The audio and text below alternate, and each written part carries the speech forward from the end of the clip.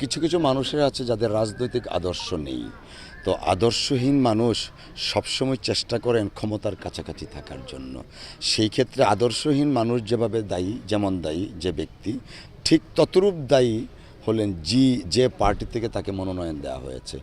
এই 24শে জুলাই এত বড় একটা অভ্যুত্থান হলো মুক্তিযুদ্ধের পরে, এটাই আমাদের সবচেয়ে বড় অর্জন। 90 ছিল, তারপরেও বড় অর্জন এইটা।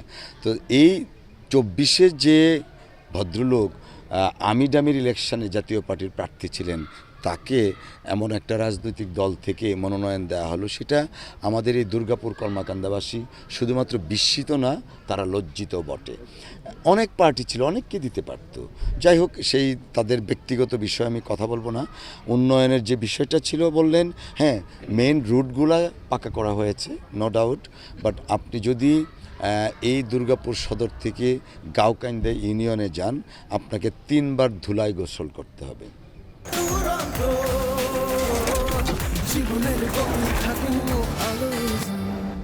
কাকরগোড়া ইউনিয়ন ততই বছর, বিরিশিরি, প্রত্যেকটা ইউনিয়নের, অর্থাৎ এই মেন রোডের পরের যে রাস্তাগুলো আছে, এখানে কোনো ধরনের কোনো উন্নয়নের ছোঁয়া লাগেনি। পাশাপাশি আমাদের এই সীমান্তবর্তী অঞ্চলে পানির বড্ড অভাব। আমি দেখেছি যে ছোট্ট একটু ঝর্ণার থেকে পানি আসতেছে, ছোট্ট একটা মগে করে এই পানিটা কলসে ভরাচ্ছে, 3 ঘন্টা লাগে।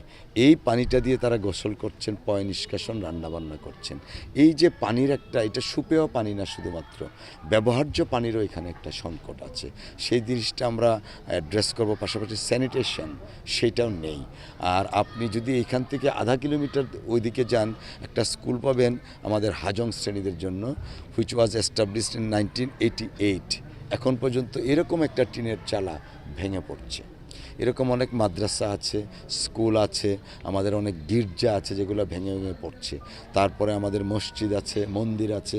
মন্দিরে দেখবেন শ্মশান ঘাট আছে, কিন্তু শ্মশান ঘর নেই, চূড়া নেই।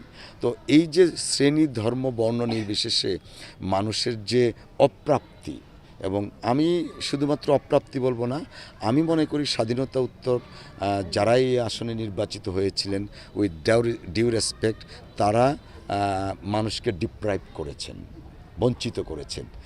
উন্নয়ন যতটুকু করেছেন সেটা হয়তো সরকারিভাবে যতটুকু আসার ততটুকু এসেছেন। ব্যক্তি উদ্যোগ নিয়ে জীবনমানের উন্নয়ন, সামগ্রিক উন্নয়ন, সেটার ছোঁয়া এখানে কোনো অবস্থাতেই লাগেনি। নির্বাচন কমিশন পরবর্তীত পরিস্থিতির আলোকে যদি আইনগতভাবে নিষেধাজ্ঞা কিছু বলেন, সেটা আইনি প্রক্রিয়া যদি ওনারা বলেন, দ্যাট ইজ ফাইন। আইনগত প্রক্রিয়া, তার মধ্যে কারো যদি এটা মানে পছন্দ না হয়, সে আইনি প্রক্রিয়া চ্যালেঞ্জ করতে পারে। কিন্তু এইটা দিয়ে নির্বাচন কমিশনকে ধমকি দেওয়ার প্রবণতা তো বোধহয় ঠিক না। তাহলে তো ফ্যাসিস্ট রেজিমের প্রধান পলাতক শেখ হাসিনা হুমকি দিতেন। আমরা যদি নির্বাচন কমিশন আইনি প্রক্রিয়ায় যদি কোনো সিদ্ধান্ত নিয়ে থাকে, সে আইনি প্রক্রিয়াটাকে হুমকি দিয়ে বাধাগ্রস্ত না করে, বরঞ্চ আইনি প্রক্রিয়া আইনগত মোকাবেলা করলেই বোধহয় 24শে জুলাইয়ের গণ অভ্যুত্থানের সফলতা আমরা পাবো। সাধারণ যারা ভোটার, সেক্ষেত্রে এটা অবশ্যই নির্বাচনী আচরণবিধিতে অনেক কিছু আছে। যদি নির্বাচন আচরণবিধিতে এরকম কোনো এমবার্গো, নিষেধাজ্ঞা থেকে থাকে, তারা হয়তো আইনি প্রক্রিয়াভাবে সেটা করেছেন। অফকোর্স আমি যেটা মনে করি, আমাদের সাংবাদিক ভাই যারা আছেন, তাদের যেন অবারিত স্বাধীনতা থাকে, ভোট গ্রহণ প্রক্রিয়া থেকে শুরু করে ভোট গণনা এবং রেজাল্ট পর্যন্ত। কারণ আমরা ইতিপূর্বে দেখেছি ডাকসু সহ বিভিন্ন নির্বাচনে গুপ্ত যারা থাকে, গুপ্তভাবে অনেক কাজ করে, যে কাজটা আপনারা সাংবাদিক ভাইরা তুলতে পারেন। যে কারণে আমার মনে হয় যত ধরনের এম্বার্গো থাকুক না কেন, আমাদের সাংবাদিক ভাইদেরকে সেই এম্বার্গো থেকে বাইরে রাখা উচিত, নির্বাচনের স্বার্থে, জাতীয় স্বার্থে।